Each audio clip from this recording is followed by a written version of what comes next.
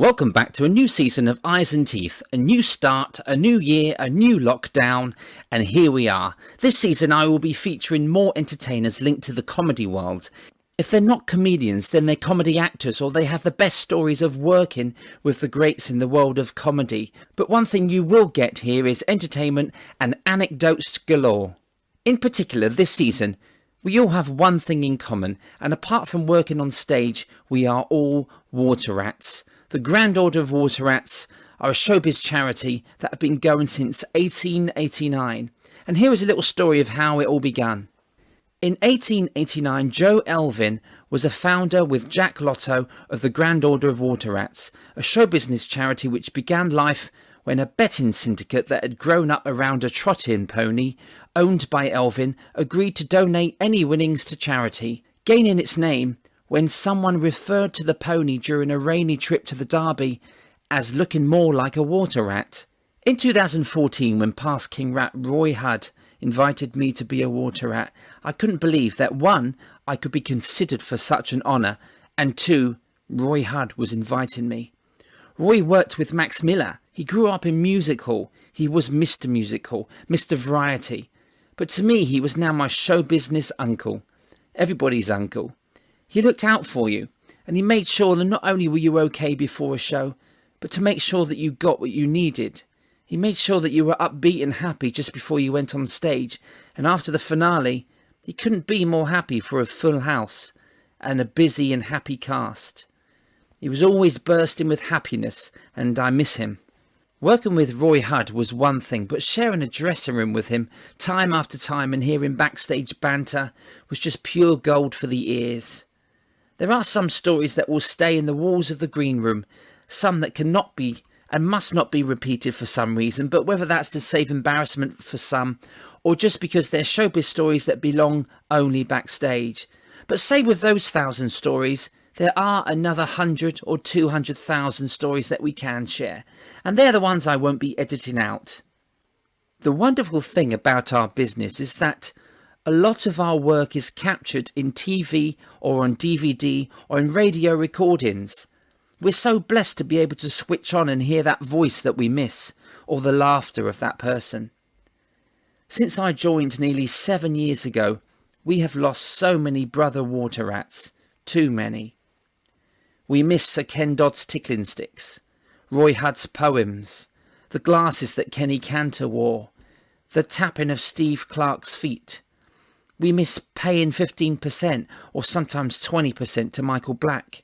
We miss the stories and cravats of Nicholas Parsons, the magic of Paul Daniels, the updates of our museum and show business stories of Ken Joy, the banter of Richard Gauntlet.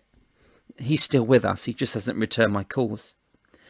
Whatever the reason for going to the Grand Order of Water Rats Lodge during the year, it has given me friendship and appreciation of my art. It gives me hope that giving to others is the right thing to do.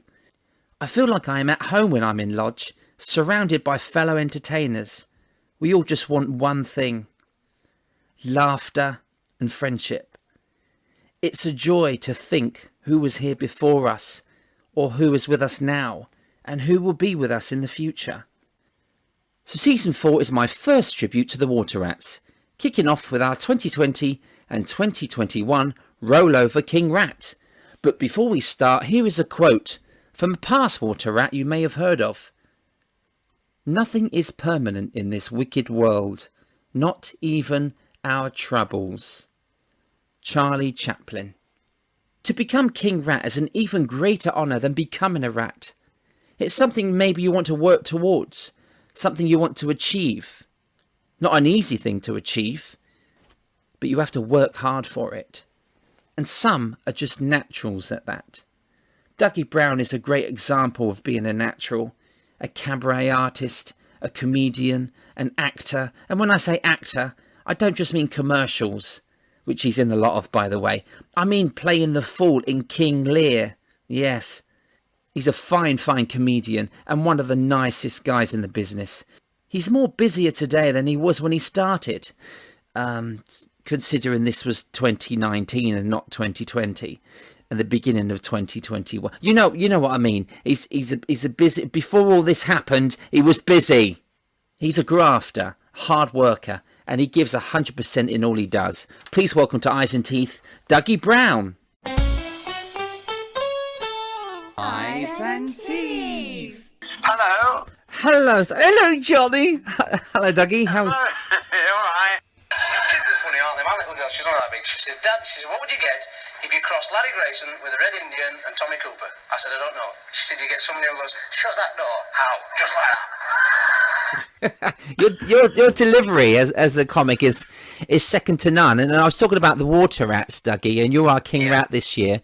But your delivery in that room when we're in Lodge, most of the comedians, well, especially me, of course, because I'm not sat there with my dummy and I can't ad lib as best as I can.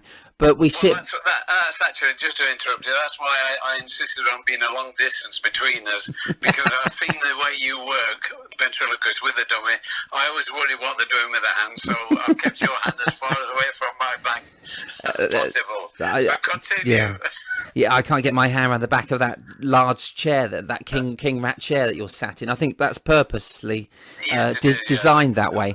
One or two stab marks in it as well. Well, I think we take a back stop when Duggie Brown has always been in, because your quips are just so quick, and you get jesters. I mean, you're famous for in Lodge for getting the most jesters. I mean, you're so quick-witted, and every line, you don't talk if it's not funny. Everything you say almost is funny. It's poignant. It's just I just love it. And next to being a surgeon, the best job in the world is to see people laugh, you know. And if you get all the guys together in Lodge, and we're all on the same level, same contemporaries, but if I see an opening for a gag, I just do it. I love to do it, and it's great to get an instant reaction. As opposed to, I've done quite a lot of TV drama, and you don't see it, you know, for 6 weeks or 6 months sometimes. So you don't realise how well you've done, how bad you've done, how you can correct yourself. But straight away in Lodge, you can do something that you think, oh, that worked. I'll work that somewhere else, you know. So we're very fortunate to be along and to be well liked by our contemporaries. Yeah, well, you're very well liked within the business, you know. I mean, it started with the comedians, but I guess it didn't. No, I done Britain's Got Talent, and people thought my career started then. And I'd 18 years previous, I'd been working to get to that point. So what did you do before the comedians, Dougie, and how did it start for you on the circuit? I've never worked, actually, to be quite truthful, because I still enjoy what I'm doing. But I actually started in the skiffle era. I did my first TV in 1957, and I've been going ever since then. I played the opening music on 6-5 Special. Brilliant. Yeah, there was a group called the Bob Court Skiffle Group, and then there's Don Lang in the Frantic Five, and I was part of a group called the Four Imps, and we're all still around, and all still good friends. But I think nice. I'm the only one that stayed in the business to a certain extent. Okay. But we were good, and I played the opening music on that, and then I went to Scotland for 12 years. I lived in Scotland. I didn't realise I was going to do comedy at the time, but I used to sit and watch all the comedians work similar to you do in Lodge, and I do in Lodge. You know, you see other people doing. You don't realise you're accepting. You're studying. It goes into your mind. Yes. And I mean, I watch people like Sandy Powell, and God, I worked with him a week in Variety in Harrogate, and his timing was the best. He was like Jack Bennett sort of timing, you know. Yes, yes. It's you don't realise, you know, you're taking it all on board, and at some time in the future you put it to use. So you started to string these routines together into an act, what happened was I was with a group, and I had a daughter with my first wife. She was getting ready for school, and we were living in Scotland. We had a Carrot motorhome up there, and I didn't want her to go to school. I'm very Yorkshire, as everybody knows, and I wanted her to go to school in Yorkshire, so I left the group. But towards the end of working with the group, we were working in Greece and Turkey and France for the American Air Force and all that. And when we did one number, while one guy, we used to wear kilts, and while one guy was changing, we just had a bass riff going button, button, button. And I would, as you said, quick-witted, unfortunately, still quite quick. And I loved hecklers. I just love them. I would never swear at them, but I always have a go at them. So I started doing an odd gag to shut somebody up, and then gradually the odd gag took over and became longer and longer. So I became a comedian who sang as opposed to being... Mind you, all the years we made an album with the group, and we sold about 8 copies people never listened to it. And then now, since I'm doing comedy all these years, people say, "Oh, you got a decent voice. You should sing more." Yeah. Oh, that's brilliant. I guess that's similar to what Freddie Starr did, because he was in bands, wasn't he? Freddie Starr in the early days, I think. I worked with him lots of times, Freddie. Just genius entertainer, but so much baggage. But behind the scenes, yeah, very, very sad. But I mean, everyone has their own ways, don't they, when they're off stage? And then, I mean, I've hung out with you behind the scenes and backstage. And it is just constant. You know, you have your personal life with your lovely wife, Jackie. And it's just really, Jackie. It's really nice to see you relaxing as yourself, because you're not what you are on stage, but you are naturally funny. You know, I mean, you can rest, and I've seen you rest, but you are just constantly funny. Actually, I'm trying not to say it, but you must not always be on. There must be a time where Duggie Brown switches off. Well, and Jackie knows about that. I mean, people used to say when we first met, Jackie was one of the dancers in the comedian show, The North Pier in Blackpool, one of the longest running seasons ever up there, 1972. So Fabulous. we met then, and we sort of liked each other for 10 years and then got married. So, but Jackie was like that. She used to go shopping with her, and I used to take her because I talk quite a lot, as you can tell, but she's a great talker. And I used to put her into sort of to bat for me while I could go to the bar and get a drink. So she used to fend people off, and people would say to her, "Oh, I bet he's so funny to live with." And Jackie would, "Yes," but with that smile. Yeah. Yeah. Teeth and eyes. My Nina has that smile now. Yeah. Well, we've been together 20 years. She was a dancer, met in a summer show down in Eastbourne, and she knows exactly what you're talking about. It's that gritted teeth thing, which how ventriloquists start, actually. Funny enough. Yeah. But the worst thing is I am so active for my age. I keep saying that, but I only need about 3 or 4 hours sleep, and I'm all go again. Wow. Whereas Jackie and Nina will be the same. She likes her 8 hours, because the old dancers had to have 8 hours, otherwise it doesn't work. Yes, true. Yeah, you need to rejuvenate themselves. Yeah, and I can have 3 hours, or I can actually pull into a lay-by and shut my eyes for 20 minutes, and I'm ready to go again. What I used to do, when I did a lot of cruising, and I've become a little bit OCD as I've matured. But what I did in those days, it was the time of little tape recorders, the Walkman. Oh yes, yes. And I used to record Terry Wogan, Steve Wright, and the afternoon show on Radio 5, before Radio 5, any sports programs. I'd record them, take them with me, and on a ship, if I was flying over to Japan to get on the ship, you'd have 1 hour's sleep or overnight, but I'd put a mask on, and I always played the tape of that moment, whether it was morning, I was waking up. Oh, brilliant. To keep my jet lag, Yeah. And it worked for me, and so I could listen to, it's Terry Wogan, even though it's a recorded one from 3 weeks ago, it's morning, and you get your time clock on. That's brilliant. So you planned your jet lag with your comedy and sports programs. Yeah, and it seemed to work for me, whether it's a falsehood, I don't know, but it worked for me, yeah. I might start recording this morning with Philip and Holly and putting it on in the evenings, because I might get some sleep then, because it's... Other people can fit that as well, actually. We won't talk about after dinner speakers at our lodge meetings. No. But you're like that, though. You're always... I always think with you that you're thinking all the time. Yes. You're doing and you're thinking as well. Yeah, and I mean, I've got loads of ideas. I'm an ideas man. So if I am thinking something or go for the joke, like you do, and I do watch you in Lodge, and I learn by watching you and think, oh, I was going to go in there with a line, and Dougie's done it again. But yeah, it's amazing just to sit there and listen to someone who's used comedy as a fantastic, successful career, and to actually sit and listen to you. I am in awe of the comedians that are in the Lodge. And it's brilliant to watch you on stage, and I've watched you actually working as well, and the banter in the dressing room. That's what I mean. We could sit there and just banter, and then reminiscing about stories and other comedians. Yeah. we're full of them. I'm getting my book together now. I've got to get brilliant. ghostwriting it. But it's taking so much to pack in, having had all these years in the business, 57 and still working now. Yeah. I mean, it flows, doesn't it? When you start writing about a certain year or a season, then you remember other stories, and it's like mentioning one thing, and then it triggers into something else. And before you know it, your book is a series of books like Harry Potter, and it's you might be able to separate it in sections. Only thing I've ever done is I've always been the guy from the next table who's got up to have a bash. That has always been my style. I'm not been. We used to have a really good comic called Lenny Benny. I don't know if you remember Lenny. Yeah, we used to do the TV, the game show, didn't he? Yeah. Lucky Ladders. We used to walk on and said, Duggie, he said, you're not walking on. I walk on as though I've just parked a mare. They're in awe of me, seeing me. And I said, no. I said, and we worked together at one bit, and he told me all this, and the next time I saw him, he was comparing for me, and I said, my little bits that I was working on seemed to have worked, Lenny, didn't they? Because our paths had changed. Wow. I sort of become a name through the comedians, and he was introducing me. I said, they worked out my little bits, because he kept saying, you've got nice little bits. He said, well, you need to be a big star. And being from Yorkshire area, they would always tell you if you weren't that good, they're very forthright. So I had enough of that, and I thought, I'm the guy from the next table. And I've always been clean. I've never done anything blue.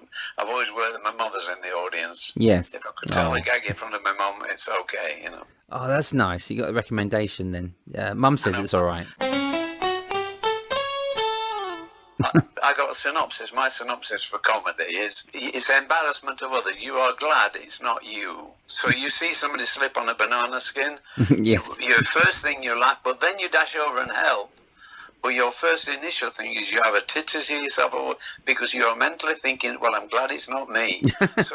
So when you watch a guy doing a gag about a man walking in a bar and saying this, you're pleased it's not you, and that's where the laughter comes from. Really? Wow. That's a great synopsis. Yeah. It's brilliant. I know you worked a lot with Ken Dodd, Sir Ken Dodd. We miss very much, but you must. Did you learn anything from Ken? Did you? Because he was great with philosophy of comedy, wasn't he? Yeah, I didn't sort of learn, because obviously when you said work a lot, it was only basically TV interviews. We're never on the same bill, apart from once at the Palladium. Okay. But I watched him endless times, and whether I've been in the audience as a guest to see him, and the same with Tommy Cooper. But Ken was just a machine. You couldn't. I know one story. He was doing a lunchtime thing in Coventry at a hotel. And the people, unfortunately, had been drinking a little bit too much. And when Ken stood up, he started doing his lovely routine.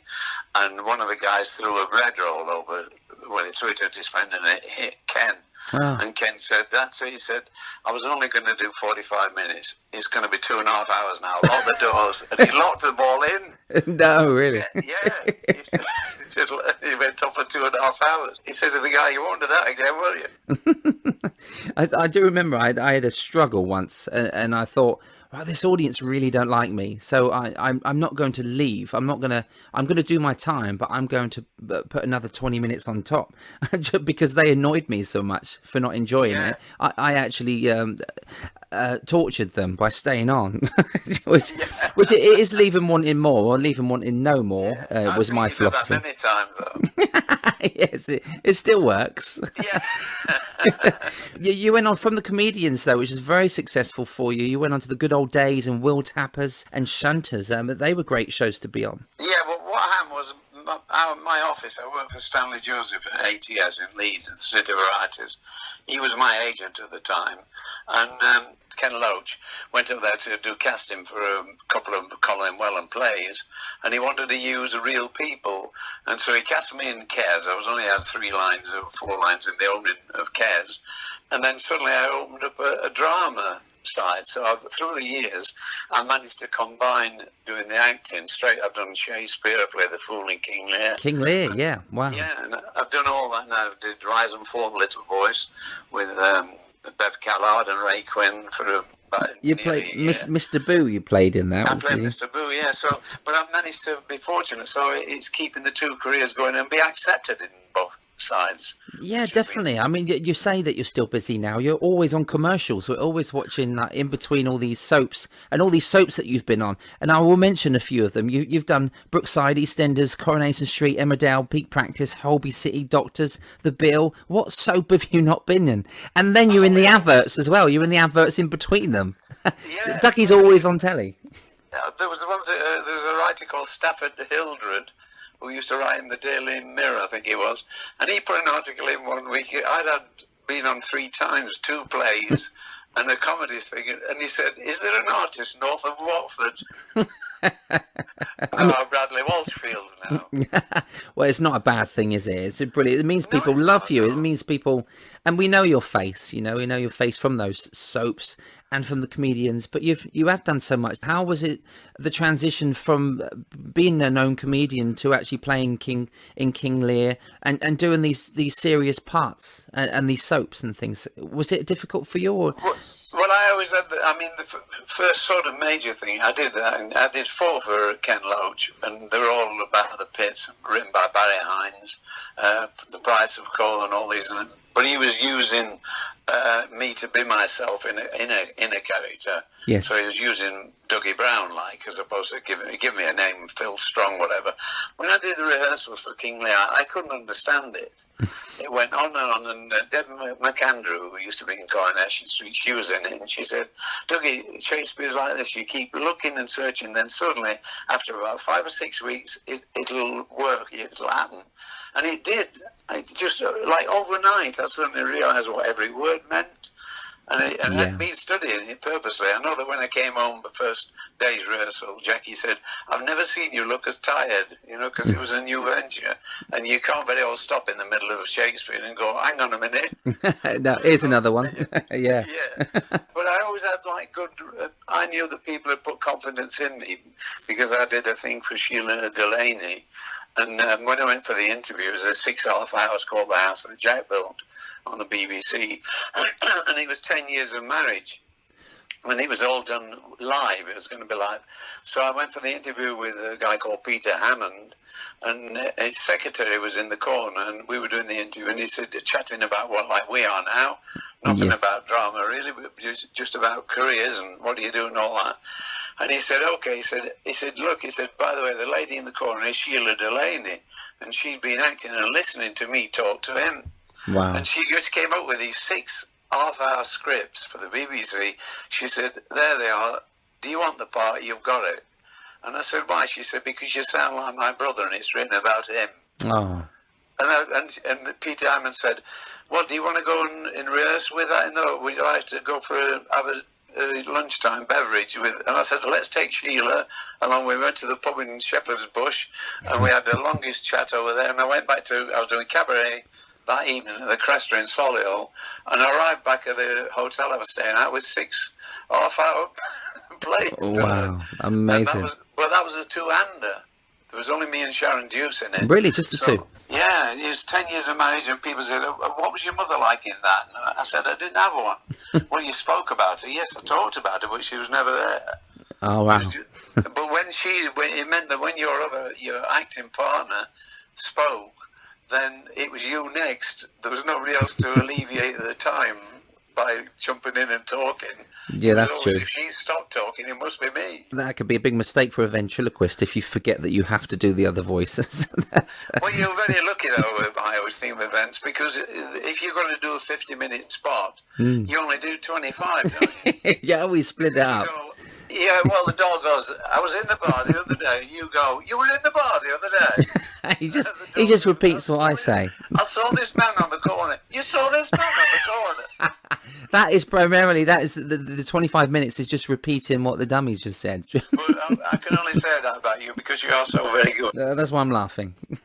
Oh, controversial. Have you worked with a lot of ventriloquists over the years? Do you remember any greats that you'd seen? Yeah, Ray Allen. I toured South Africa with Ray Allen. And Stu Francis was around as well. Okay, yeah, Crusher great. Yeah. I've got a lovely picture of me taking a photograph of Ray Allen, taking a photograph on top of Table Mountain, taking a photograph of Stu Francis, taking a photograph of me. That sounds great. He was wonderful, Ray. He used to go up to the pillar box, and and he'd do his distant voice, the voice coming out of the pillar box, and he'd say, "How'd you get in there?" And he'd say, "I got stuck there." Right, well, stay away, all, don't get through, and walked away. And when we turned around, the post box was surrounded by Africans who were shouting into the pillar box, "Are you all right in there, boss?" Ray was a master, wasn't he? He was fantastic at those little tricks. He wouldn't let you go near Lord Allen, though, would he?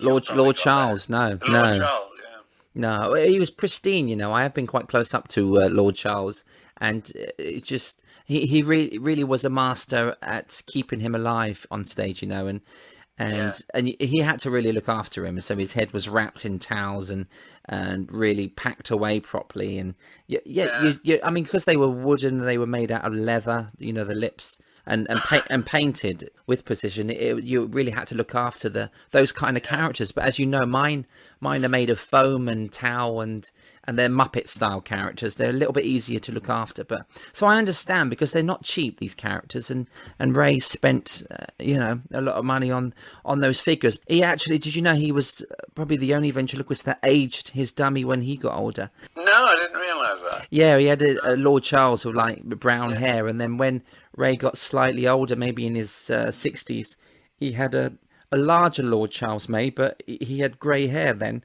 So it was brilliant transition, from... Clever. Yeah, very, very good. I did one spell with, only very short, was Dennis Spicer. Oh, did you work with Dennis? Dennis is one of my all-time favourites. Yeah, he was excellent. That was at the ABC in Blackpool. Oh, amazing. We were on the South Pier. Must have been 1960, I think, yeah. And we were on the South Pier with a Scottish show, and we went to see the matinee. And I went round because Mike and Bernie were on it, and John Barry Seven, and that. But he compared it, and it was wonderful. Just great he was ahead of his time, Dennis wasn't he? Yeah. His act at the Royal Variety Show in '64 is phenomenal. But was that with Cliff Richard at the ABC that season? Oh, wow. Oh, it was Lovelace Watkins and Emil Ford. Oh, wow. They did a joint top. Nice. A joint top. Yeah. Yeah. It's good. See, that's the old memory coming out. When we were on the South Pier, at the Central Pier, it was an afternoon show, the Larry Parnes show, compared by Billy Fontaine, Wow. Billy Raymond. Yeah. And then there's, of course, on there's Marty Wilde. Wow. There's Georgie Fame, Nelson Keane, Dickie Bride, and Nero and the Gladiators with the orchestra. And then the evening show was Joseph Locke. Oh, you're joking. It's incredible billing, isn't it? I mean, all three piers were used back then, weren't they? They were all busy and packed houses. Unfortunately, we were working with a Scottish show, the Gracie Clark and Colin Murray, and so he said the Clark and Murray show, we were packed on Fairs fortnight, Glasgow holiday week, Oh, yes. We were packed, but all the rest of the time, people were stood in the front and said, "Is this Petula Clark and Ruby Murray? What are they like?" And it didn't work, it didn't work. When they turned the illuminations on, there was an Irish comedian on called Billy Stutt. Okay. And there was only about 10, 12 people in the audience. So he went out on stage and said, "Would you like us to open the side doors? You can go out and watch the lights being switched on." And they all went, "Yes." So we all went out, the cast, the dancers, these 12 spectators, punters, and watched the lights being switched on, and then we all went back in and finished the show. Well, that's a nice bonus, isn't it? Yeah, you could have said halfway through the show we got the red arrows, and then, but we do have to go outside to watch that bit. Yeah, open that door.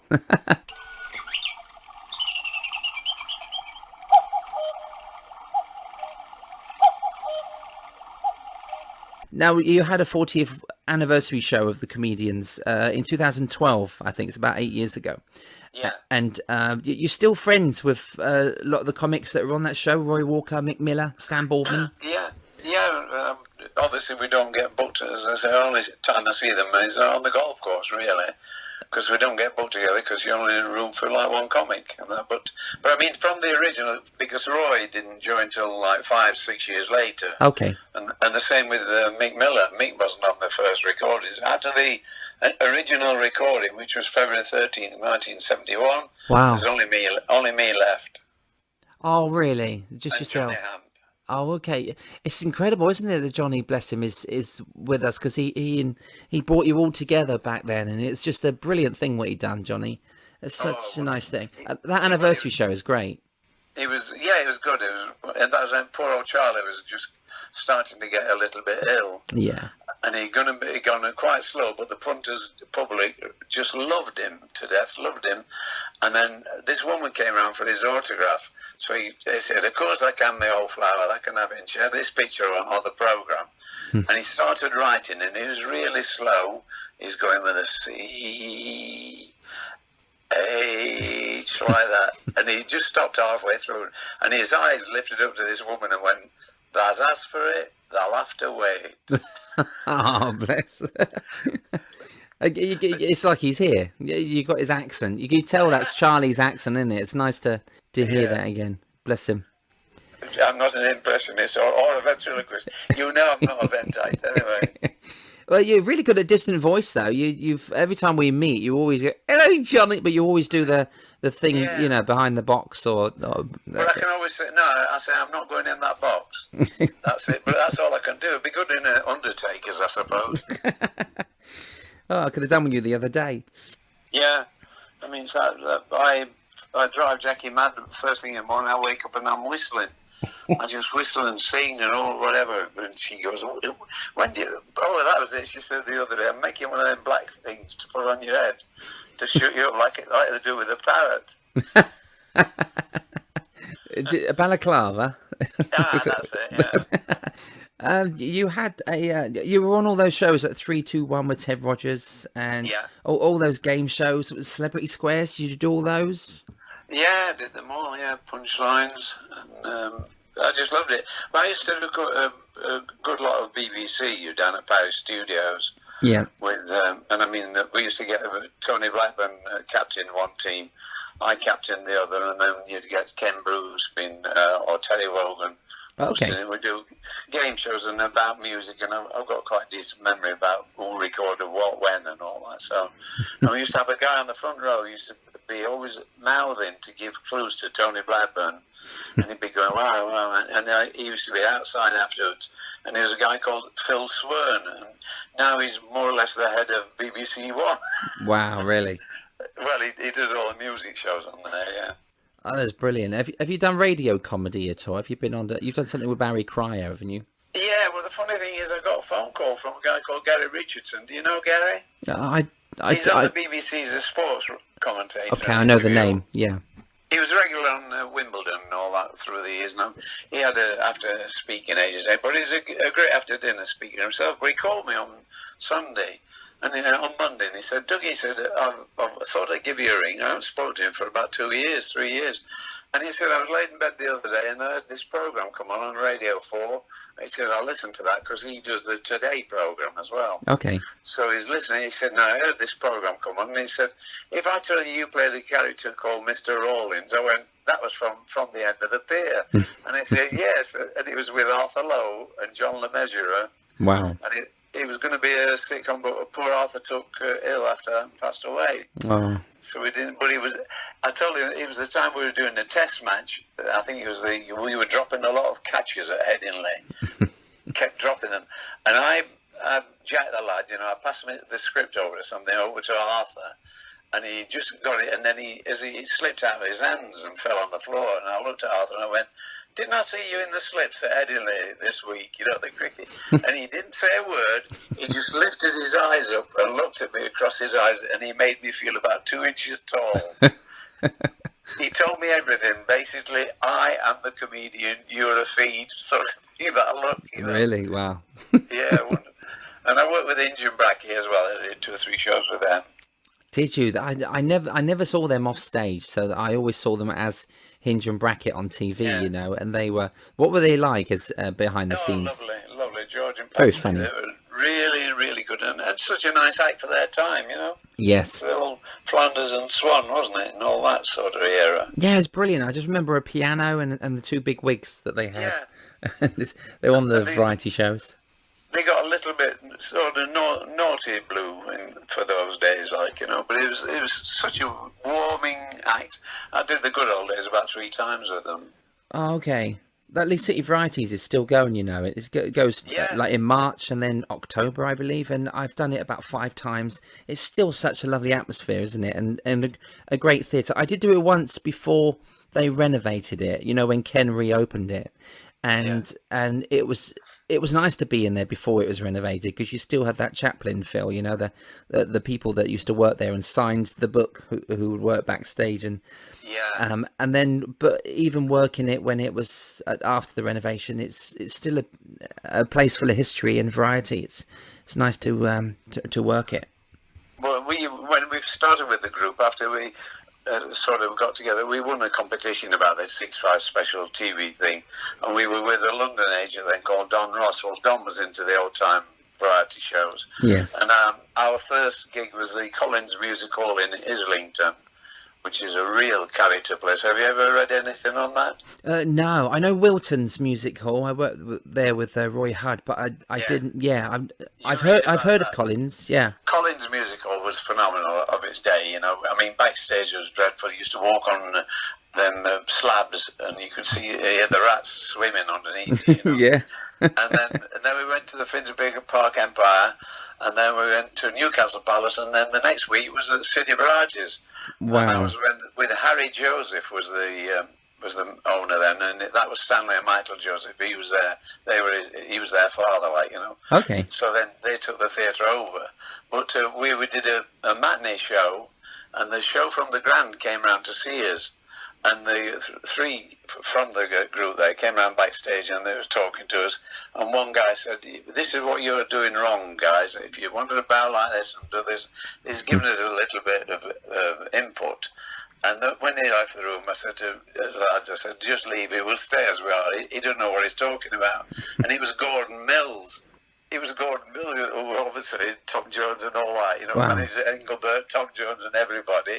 And then two of the others, he was part of a group called the Morton Fraser's Harmonica Gang. And two of the others were Tony Burrell, and then there were Roger Greenaway and Roger Cook. They've become big, like Roger Greenaway. They wrote the Coca-Cola song and a lot of country music. Wow. And Tony Burrell was part of Edison's Lighthouse, White Plains. He was the voice of them all. He had 3 hits in the top 10 at the same time. Yeah, Amazing days. I'm knocking back advice from them. No thanks. Yeah, I know what I'm doing. It's amazing the people, the careers you pass in the early days, and then you find out what they're doing later on, years down the line. And it's amazing how not everyone starts out, say, as a comedian. They'll end up being an actor or a singer, or the other way around. Have you always wanted to be a comedian from the beginning? And did you think you'd still be doing it now? I really wanted to be. I had 12 years as a muso. You know, I played lead guitar on back of my head and everything in your the band. rock and roll days. Yeah. So I wanted to do that, I think, and I played piano as well. So that moved, and I used to sing in all the school concerts at South Grove or Rotherham. Okay. And we had a nice theatre there called the Regent. And I used to go and watch outside the stage door, and I got the Tanner sisters came one week, and Frankie Howard, and I got their autographs. Wow. So it must have been in me at the time, sort of thing. My first thing I did was I sang a song, "Villages all this frosty tide, let the door stay open wide." so I played a field mouse. But I think it all stemmed from one of the teachers at South Grove, who was called Clem Reese, and he was a bit of an actor, and he was the geography teacher, and he would say, "Do you want me to tell you about Japan, or should I tell you when I went there?" And we'd go, "Yeah, tell us when you went." Then he was a great raconteur. That's a nice way of teaching, isn't it? I like that. Yeah, he got the message over, but wrapped up in a nice bundle, and you want to know more. Yeah. And so I went to join the rep and all that, and I got through that era, but I suppose when you got a flair for comedy, though, you can't stop doing it. It just keeps coming out, and you just had to keep telling jokes. I think it's so natural in you, Dougie, that you actually couldn't help but be a comedian, you know. But you have, even today, you're still doing the acting successfully as well as the comedy, and it's just the way it's gone, isn't it? You can't really choose the path. Your path was chosen for you. It was just natural, I guess. You're a natural actor. You're a natural comedian, and you're a showman, and I guess. Well, and I it's- started when the Comedians was at its height. I mean, I've always said that I'm a person extremely lucky. And Jackie, my wife, she says, no, you don't realise it, but you've always been a forward planner. And I knew that the Comedians wouldn't last forever. Yes. And I thought I need to do something else. And that's why I pursued the drama side. So my hero, apart from Tommy Cooper on the comedy side, but on the drama side was a guy called Finlay Curry. Okay. Who was a Scottish actor and he was in The Robe with the grey hair and all the Disney films. Yeah. And he did his first film when he was 4 years old, and his last when he was 82, and I think he died at 86. And I thought, well, that's a good career. That's what I want. I want a long one.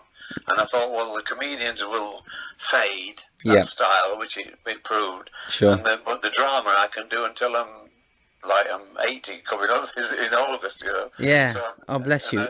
I can still motivated. I'm looking forward to next year.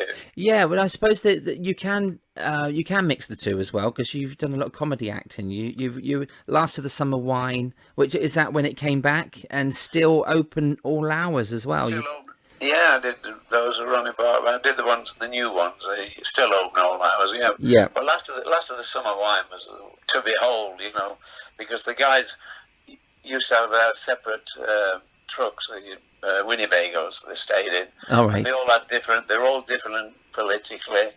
Like Peter Sallis was great, very very good, brilliant actor, brilliant voices on the puppet ones, you know. Yes. But he was such a good voice. But he liked the money side of it. He's clever at doing investments. Brian Wilde was always part of what's this part about, and Bill was always for the workers.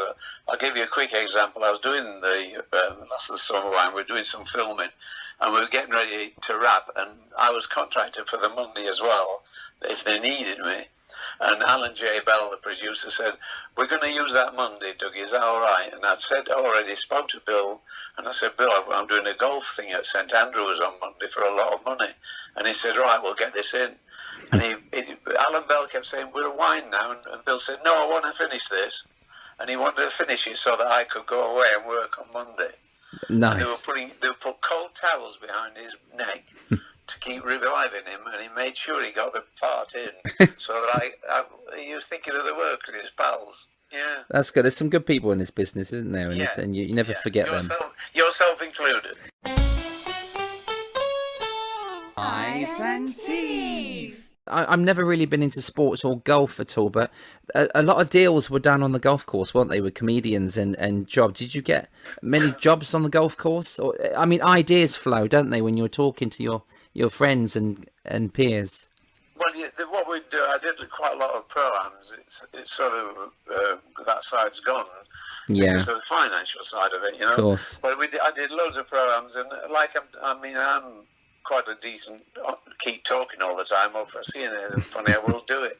And the number of jobs I've got off there, they said, Dougie, we had such a great time on the course. I'd be playing with like Sam Torrance or as the pro, and Colin Thingme at Montgomery. And I played with Seti on a tournament, but I'm still doing the gags because it is a pro, and the people are paid something like £1,500 or £1,000 to play. Yeah. So I would chat to them, and he said, you made us feel so relaxed on the thing, you know, and I work for this firm, give me the card, and then say, you know, give me a ring and we'll sort something out for next year. And I used to do 3 or 4 a week, these go and play at the Belfry, and you do a speech, and all you have to do is take the mickey out of the managing director. They love that, yeah. Yeah, and say things that the people would love to say about it, but daren't. So they get So they a would comedian to do it for them. And then you get a check at the end of the day, so it was really good, yeah. Brilliant. It's very proactive, I guess, then, on the golf course. I interviewed Bob Hope as well, which was a good thing. Really? What was that for? Well, I was over with the 1976 Ryder Cup team. Oh, okay. As a Of speaker. course, yeah. And we were in Seven Springs, just outside Philadelphia. And when we did the actual tournament, Lee Trevino was playing, all the others, he's doing all the gags. And a guy from Piccadilly, they did a lot of sponsoring the cigarette, Piccadilly. And one of the directors came, Dougie, he said, do you want a Bob Hope show there? Will you ask a few words? And I said, yeah, of course I will. So I went down, only 2 lines. are you enjoying it? And have you played well here before and all that? And he was wonderful.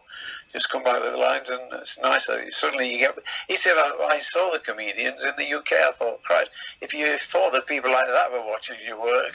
Oh, amazing. Like with you, you'd be like, if you knew that Roger de Courcy was watching you, wow, you'd be shaking. Having people you admire standing in the wings of your shows, like I supported Ken Dodd, and you see him in the corner of your eye. And have you had that when someone you were hoping would be watching you working, or someone inspired you, been standing in the wings? I found that doing the majority of my early work in the Yorkshire area, we don't tend to give a lot of praise. Sure. Yorkshire people, because it's going to make you too big-headed. Yeah. And all that. But I've watched, and people have come and seen the show, and you've done a decent show, and they go, all right. A bloke walked around the atrium lounge on one of the cruise ships on the Ocean Princess, and he walked in. There was like other Americans, and I don't know why the Americans took to my humour as well. And they said, Duggie, we don't understand everything you're saying, but we realise you're having a good time. So they come and see the shows, and then they all came up to me after doing it, and I love it. I'm sat at the table having my pasta, and they said, Duggie, great show. When are you on again? When are you on again? And this one bloke had been watching from the other side of the atrium lounge, and he walked all the way around, just slowly after them, and he just stopped and looked at me and went, all right, that. And then walked away, and he's from Barnsley. Well, that was him giving me a big accolade as far as he was concerned. As a compliment, not unheard of. And I've watched, since I did 40 pantomimes, 40 I think, pantomimes, and I've known along the way that one guy who used to be stage manager or stagehand at Wakefield, he's now one of the biggest panto stars going. Really? Everywhere. And there's so much of me, I go and watch him, and it's like doing my act in a mirror. Is that a compliment to you? Yes. Yeah. Yes. What is it?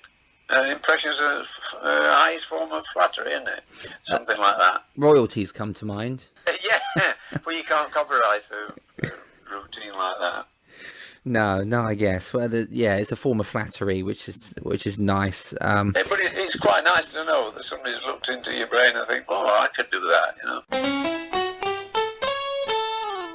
Do you think the comedy has differed obviously from the clubs that you used to do up north, which must have been quite tough, and then going on the cruise ships? The cruise ship audience is completely different to those clubs you started out doing.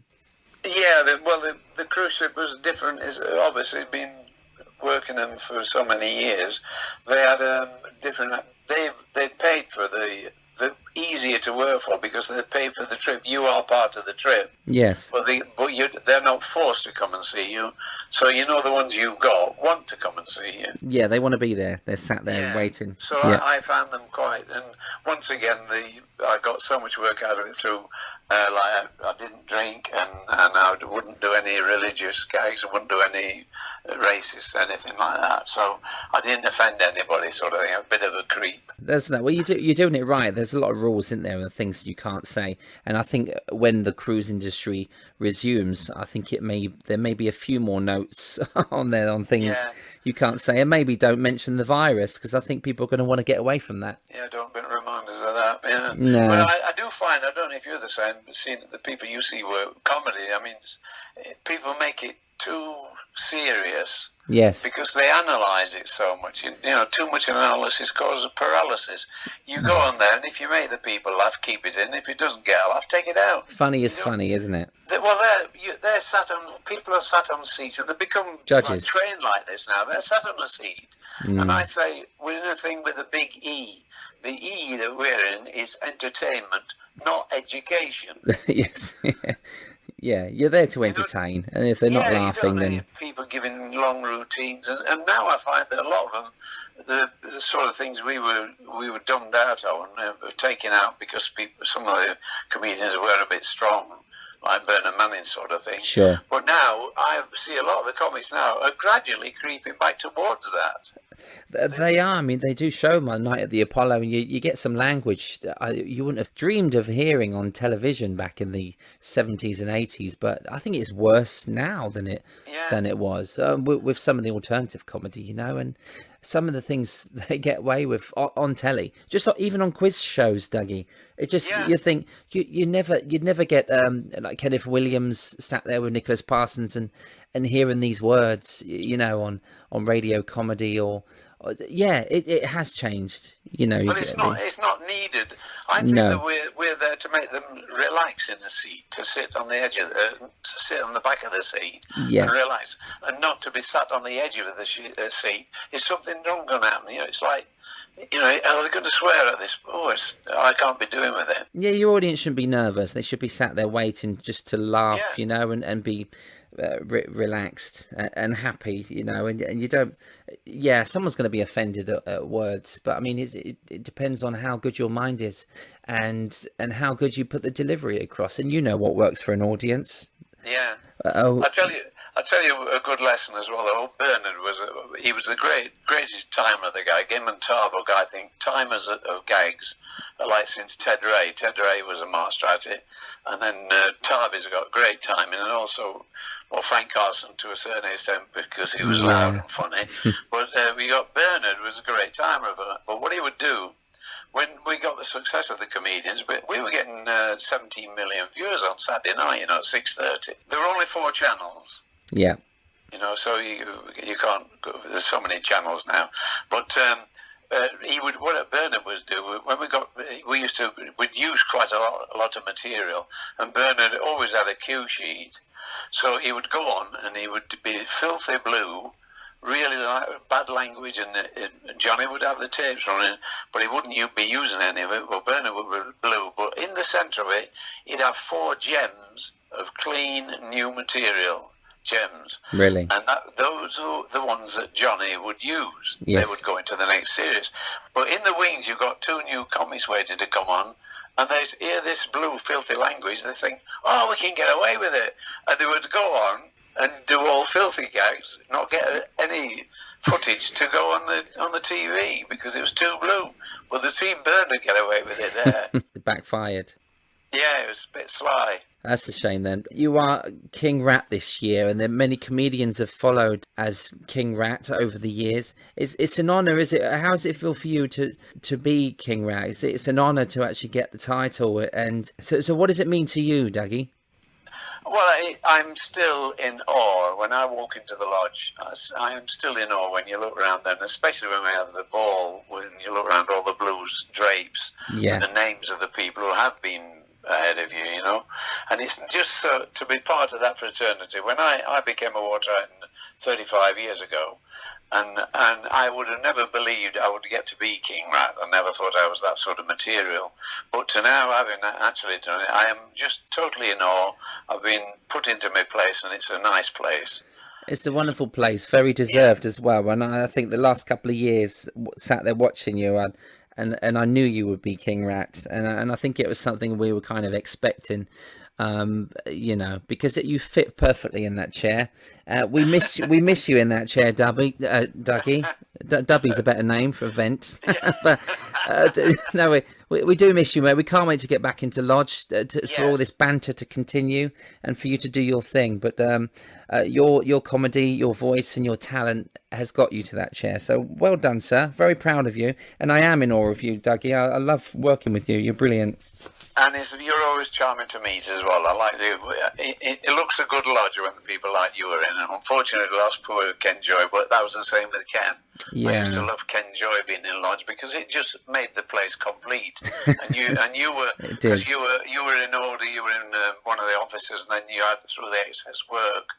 You couldn't sort of complete it, didn't you? About 3 years ago, yeah. And you were missed totally. Now it's good to see you in lodge all the time, and you do so much work. That beautiful picture you handed out to me is wonderful. Oh yes, I forgot we'd done that. Well, that's nice. That's about the popularity, wasn't it, with all the musical artists. So you're a very good water rat. I'm proud to have you aboard. Oh, thank you, Dougie. But we'll be there next year. We'll be there. Most lodges, because I've got no work in the diary, so we'll be there. But we should make another popularity with updated. Get a painting done of 300 entertainers of today. That would be a nice one to do. Update the picture Oh, I'll get that done over the next few years. That sounds like a We nice should have idea. a chat as well, because your ideas, my head is like full of ideas and Yes. scripts and reasons to be on stage. And I'll talk to you about a couple of them, see if we can push anything forward. That'd be nice. We should swap ideas. Oh, Dougie, Yeah. thank you so much for your time. Big love to Jackie. And Yes, I will. I'll give them. And can I just leave you and your fine listeners with just a very poignant quote? yes, please. Well, thank you for the interview and everything. This is a quote. It's easy to smile when all the while everything goes like a song. But it takes a brave man to smile when he can, when all around him goes wrong. Donald Trump 2020. That's perfect. Thank you so much, Dougie. We love you, buddy. Take care. Bye-bye. Cheers, Thanks a lot, mate. Bye. mate. Bye. Eyes and Teeth. Thank you to Duggie Brown. You've been listening to Eyes and Teeth, Season 4. Eyes and Teeth is written, produced and hosted by Steve Hewlett. Vocals provided by Larissa, Lola and Nina Hewlett. Special vocals by Rich T. Eyes and Teeth music and jingles produced and performed by Kevin Dean. He teaches guitar. Today's comedy quote comes from Water Rat Tommy Cooper. They always say start at the bottom if you want to learn something, but suppose you want to learn to swim. Thank you, Tommy. We miss you.